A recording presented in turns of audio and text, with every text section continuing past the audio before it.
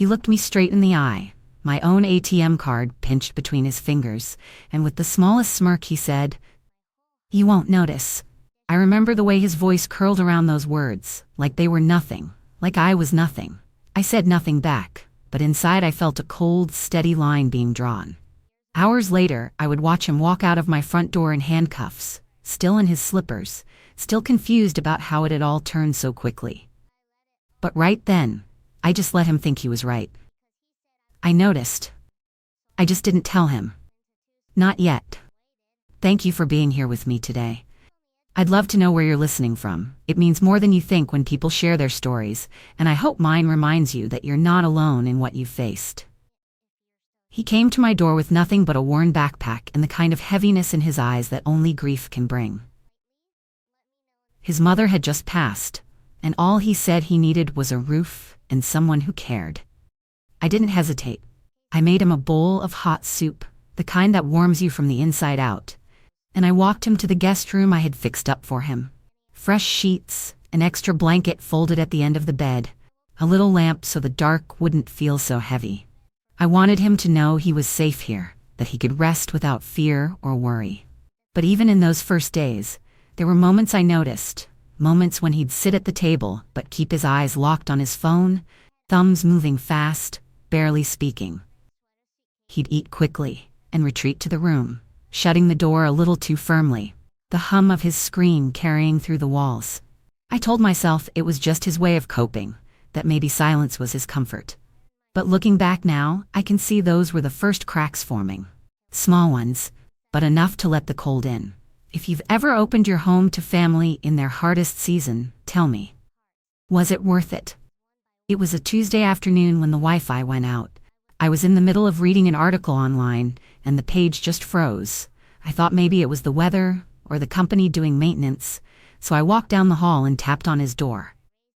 He opened it halfway, eyes still fixed on his phone, and I asked if the internet was down for him too.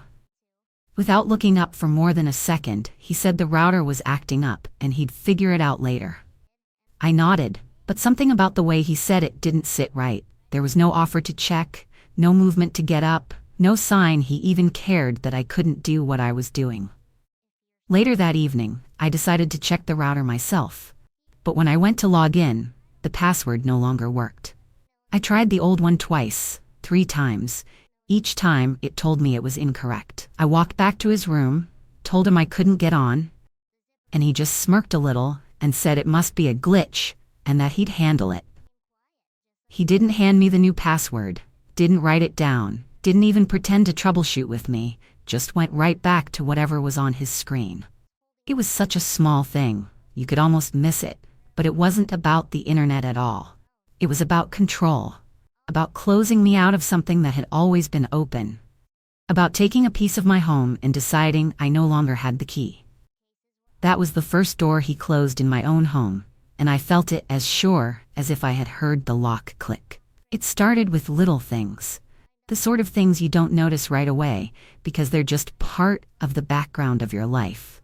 A framed photo from the hallway shelf, the one of me and his mother smiling at the county fair, went missing.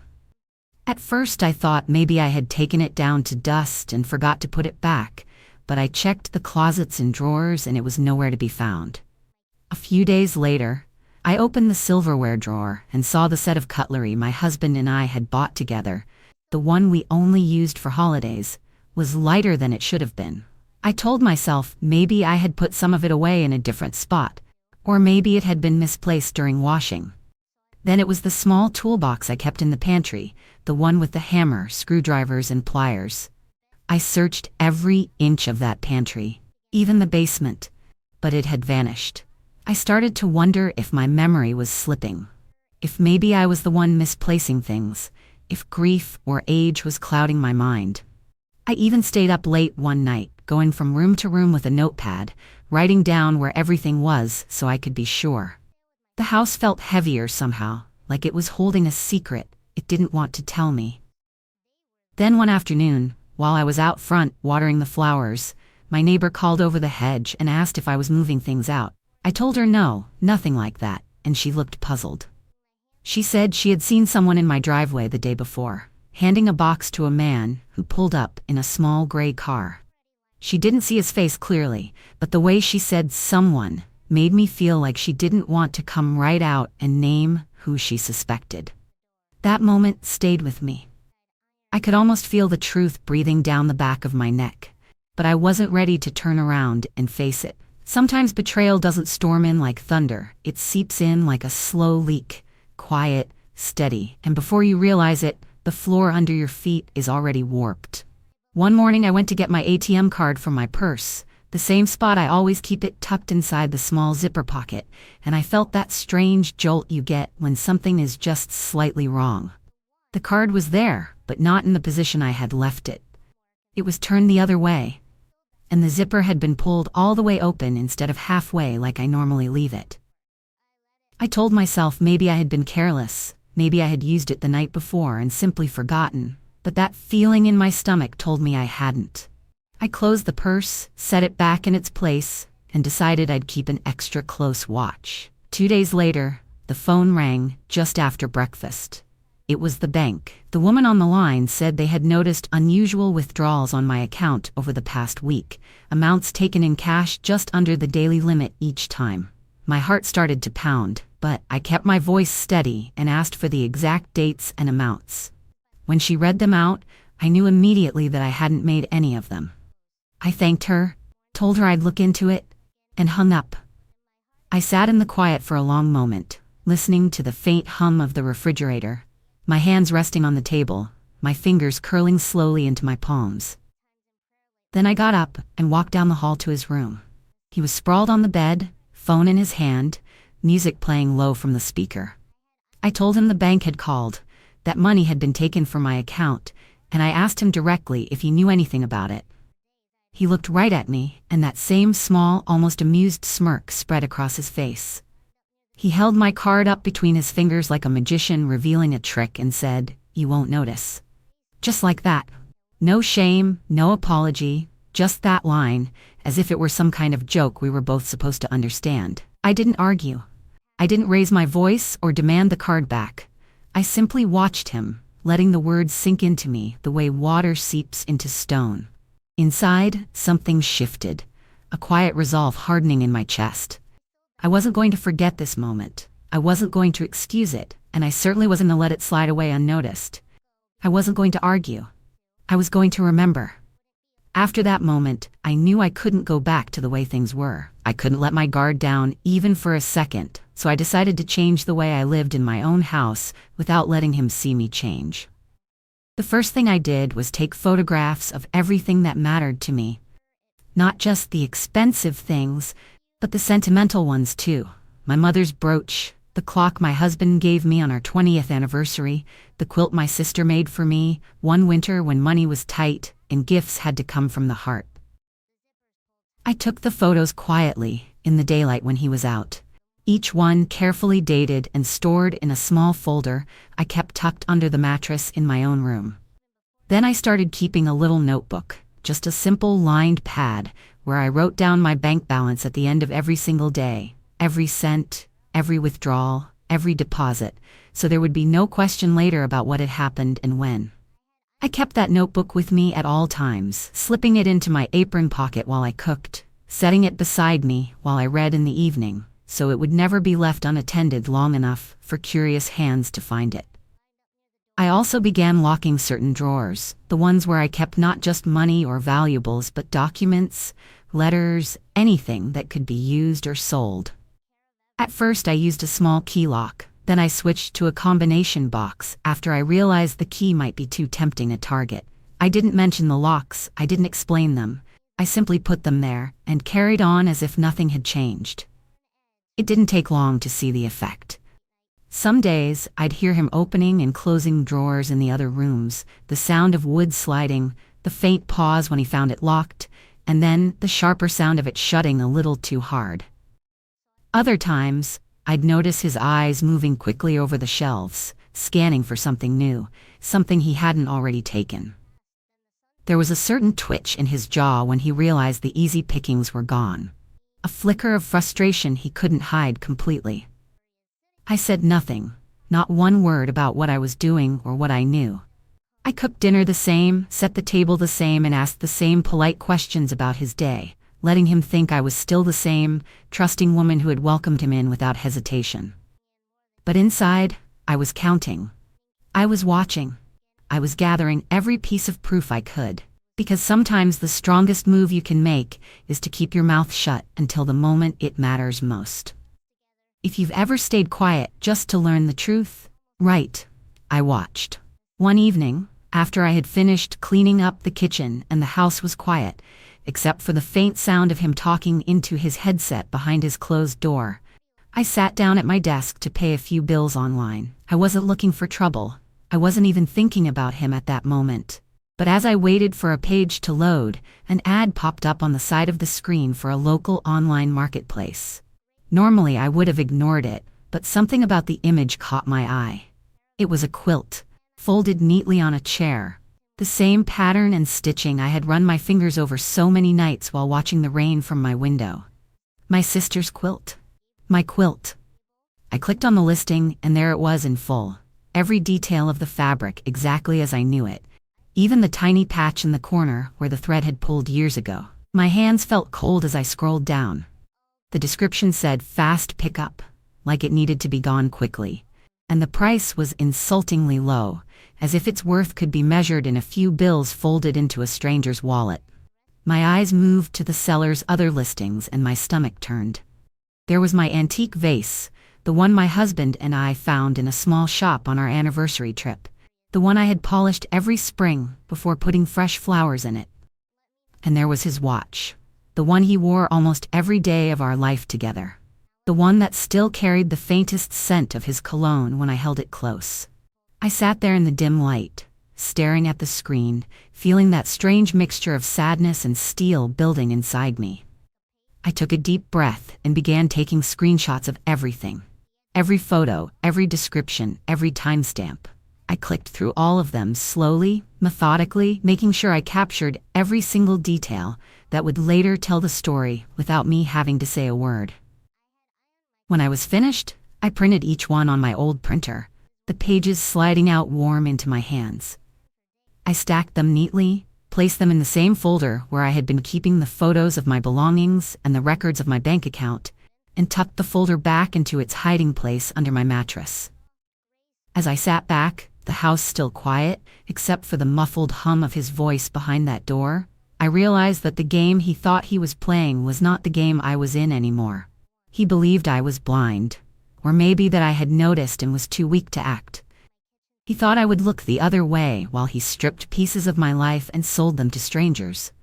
If he thought I wouldn't notice, he didn't know me at all. And he was about to learn that very soon. It was a quiet morning, the kind where the light comes in soft through the curtains, and the house feels almost peaceful, like it's holding its breath. I had just made myself a cup of tea, the steam curling up toward my face, and I walked into the living room, the way I always do, glancing at the shelves out of habit.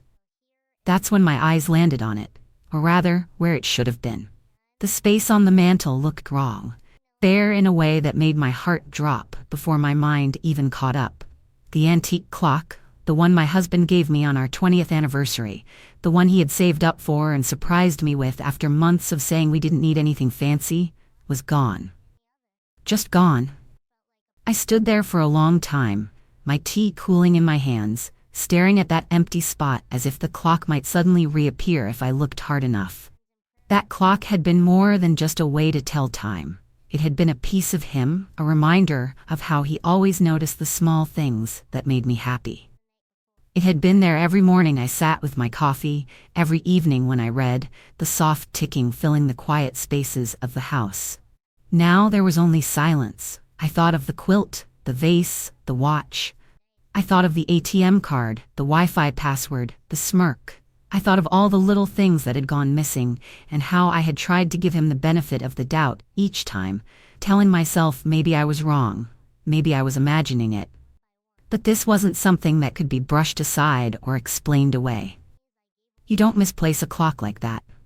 You don't accidentally pack it into a box and hand it off to a stranger in the driveway. I sat down slowly in my chair, the one that still held the shape of me from years of use, and placed the tea on the table beside me. I didn't cry. I didn't storm down the hallway and pound on his door. I didn't shout his name or demand answers. I just sat there, letting the weight of it settle, letting the truth stretch itself out until there was no corner it didn't touch. It was in that stillness that I made my decision. I wasn't going to warn him. I wasn't going to give him the satisfaction of knowing that I knew. I wasn't going to confront him with questions he would only lie to answer. I had all the proof I needed, and soon enough, so would the people who could do something about it. I wasn't going to argue, and I wasn't going to give him time to cover his tracks. I was going to finish this, once and for all. And when it was done, he would never mistake my kindness for weakness again. Once I had made up my mind, there was no hesitation left in me, no flicker of doubt about what needed to be done. The first thing I did was pick up the phone and call my bank. I spoke calmly to the woman on the other end, explaining in careful detail what had been happening, how withdrawals had been made without my consent, how my card had been handled without my permission, how I suspected there would be more attempts if nothing was done. I asked her to put an immediate flag on my accounts, to require identification for every single transaction, to alert me instantly if even a cent moved in or out. She listened quietly, and I could hear the shift in her tone as she realized this wasn't just a case of someone misplacing their card. By the time we ended the call, my accounts were locked down tight, every movement on them set to come straight to my phone. Then I went to the bedroom and pulled out the folder from under my mattress.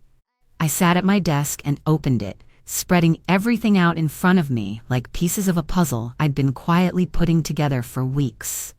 There were the photographs I'd taken of my belongings before they disappeared, each one dated. There were the screenshots from the online marketplace, showing my quilt, my vase, my husband's watch, all listed for sale with "fast pickup" in the descriptions. There were the printouts of my bank statements with the withdrawals circled in red ink, the exact dates and amounts lined up in neat rows. I went through it all slowly, making sure nothing was missing, adding a fresh page to list the clock as the latest item gone. When I had everything in order, I placed it all back into the folder, smoothing the cover down with my hand, the way you might press the last page of a letter you know will matter one day. I didn't rush. I wanted this to be exact, because I knew once I made the next call, there would be no turning back, no pretending this was just a misunderstanding. I reached for the phone again, this time dialing a number I knew by heart.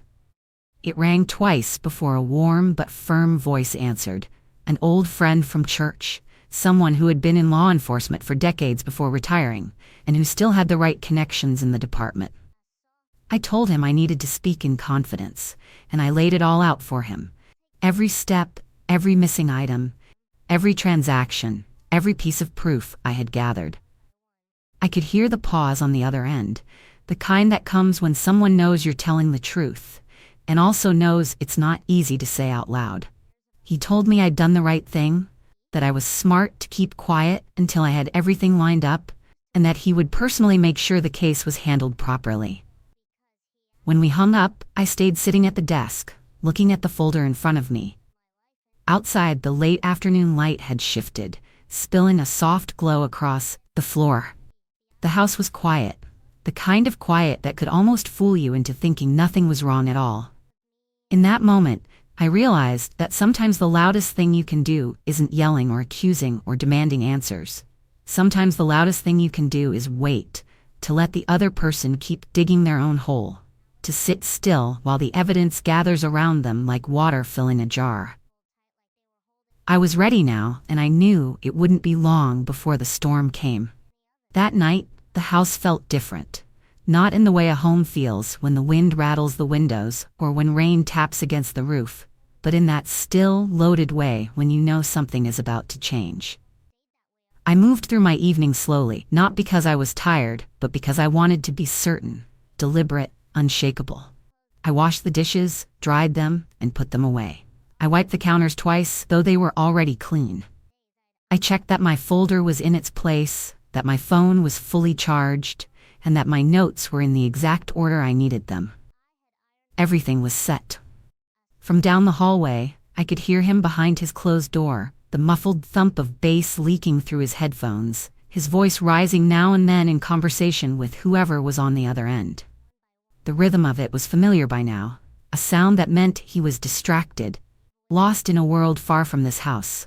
I kept my steps soft, not because I was afraid of waking him, but because I wanted to preserve this calm before the final shift. Hours passed like that, me in my chair with a book I wasn't really reading, the clock moving toward midnight. Then, as it often does with young people, the noise faded. The bass stopped, the chatter went quiet.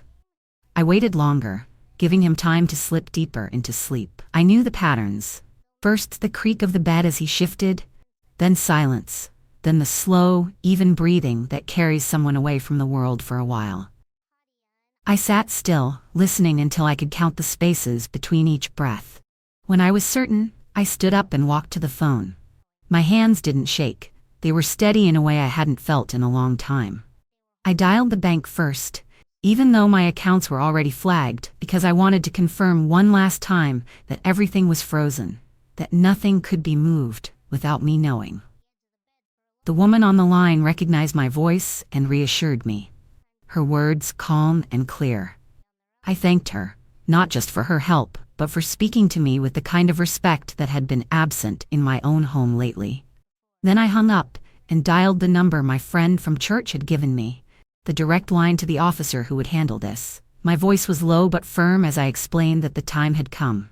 I told him he would find him here, asleep, and that I had all the proof ready to hand over. He said they would come quietly, and I could hear the weight in his voice. He knew this wasn't easy, even if it was right. When I ended the call, I stood for a moment in the center of the room, the air cool on my skin, my eyes resting on the closed door at the end of the hallway. I didn't feel joy or triumph. I felt the deep, solid kind of peace that comes when you finally do what you've been putting off for too long. You don't have to slam the door to make your point. You just lock it and hand over the key. And tonight, that's exactly what I had done. The first light of morning slipped through the curtains, not in the warm, gentle way that invites you to stay in bed a little longer, but in a way that made every shadow in the room sharper, every sound in the house more noticeable. I had been awake for hours, sitting at the kitchen table with my tea gone cold, the folder resting on the chair beside me like a quiet companion. My eyes were on the clock, but my ears were listening for the sound I knew would come. The house was still, except for the faint hum of the refrigerator and the occasional shift of the wood in the walls. Then it came, a soft, deliberate knock at the door, the kind that carries purpose. I rose slowly, smoothing my hand over the front of my sweater, and carried the folder with me as I walked to the door. When I opened it, the early light framed the two officers standing there, their faces calm but serious. We exchanged no unnecessary words. I stepped aside, motioning them in, the folder already extended toward the taller one. He took it, opened it briefly, scanning the neat stack of photographs, bank records, and printed listings.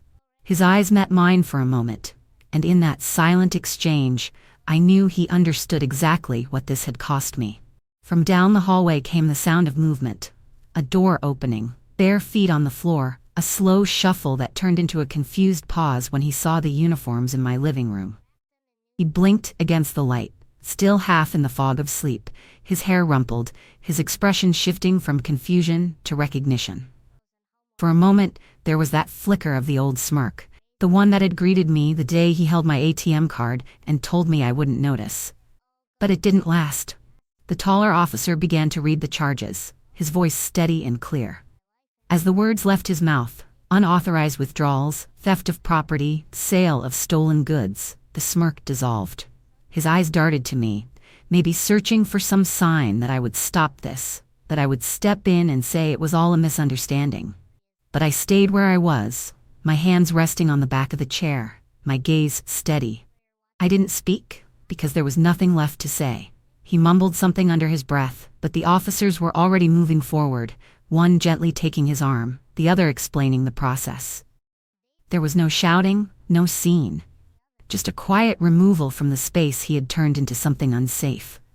I watched as they led him toward the door, his slippers scuffing against the floor, the early light catching on the edges of his face. When the door closed behind them, the house seemed even quieter than before. I stood there for a moment, letting the stillness settle, feeling both the weight and the release of what had just happened. If you've ever had to call the police on family, tell me below. Or just write. I noticed. I stood in the doorway as they walked him out, the cool morning air brushing past me and carrying with it the faint scent of dew on the grass. The street was quiet, no neighbors standing around to watch, no curious eyes peering from behind curtains. It was just the three of them moving down the front steps, two steady, professional strides flanking one shuffling, reluctant pace. I watched his shoulders, hunched and small in a way I had never seen before. But I didn't feel pity. There were no tears pressing at my eyes, no lump in my throat.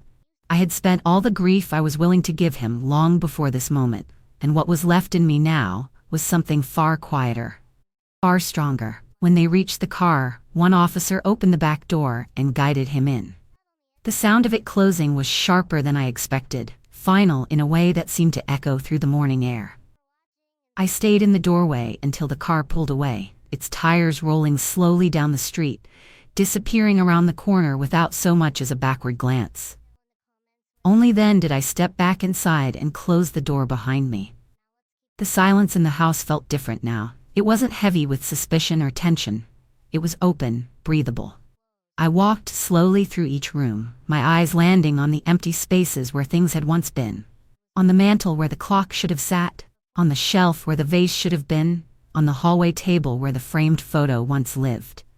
The absences were still there, but they no longer felt like wounds. They were simply spaces waiting to be filled again, in their own time, in their own way. I thought about the weeks that had led to this point, about the lies hidden in the smallest of gestures, about the quiet moments when I had chosen not to react, even though my instinct screamed at me to. I thought about how easy it is to mistake love for obligation, and how dangerous it can be to let that mistake go unchecked.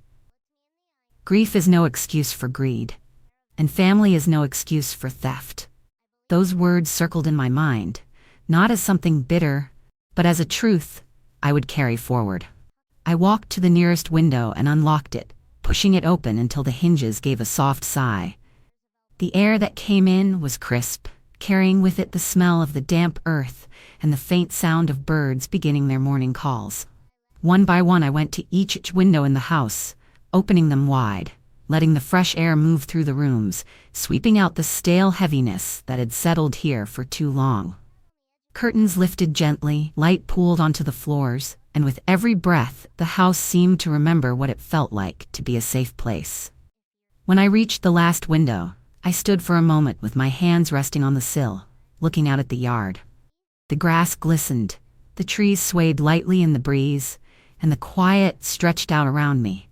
Not an empty quiet, but a calm one. I didn't feel the urge to celebrate or to gloat. There was no satisfaction in his downfall, only in the fact that my home was mine again, my peace was mine again, and my trust was no longer being chipped away piece by piece. This was my space, my life, and I had taken it back without losing myself in the process. Kindness isn't weakness, and forgiveness doesn't mean foolishness. You can care for someone, you can open your door and share what you have, but you can still draw the line when they try to take what isn't theirs. You can love someone and still refuse to let them burn your house down while you stand there holding the matches for them. I've learned that setting boundaries isn't unkind. It's the truest way to protect what matters. If someone ever underestimated you, tell me below. And if you're watching this alone, please do subscribe. This light stays on for you. Thank you for watching.